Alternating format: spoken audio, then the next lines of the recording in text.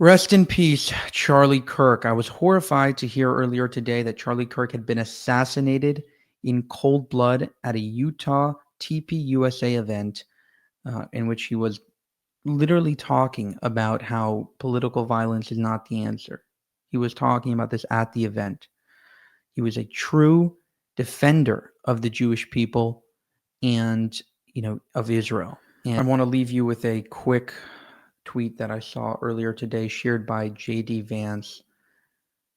This gets even worse when you consider that Charlie Kirk, more than anyone else in America, on the right or the left, built his platform making a good faith effort to model civil political discourse and debate in the public square.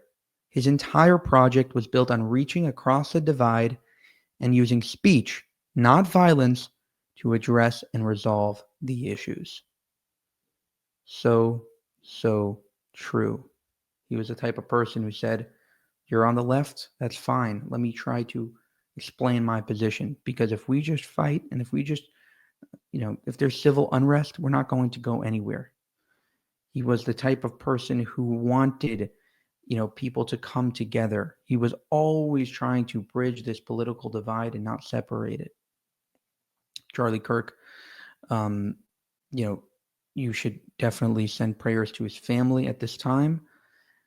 He has a beautiful wife and I believe two children, Erica and his two children.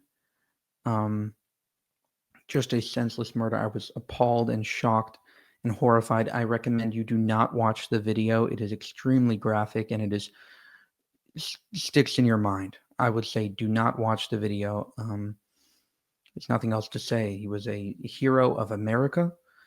Benjamin Netanyahu actually weighed in on him and weighed in on the tragic murder and said, this is absolutely appalling. He was an incredible defender of the Jewish nation. President Trump actually announced his death to the world. And I think everybody that knew him or even knew of him is feeling very heavy today. As you felt like you knew him, regardless of if you knew him personally or if you just, perhaps saw a lot of his debates online or maybe connected to one of his videos.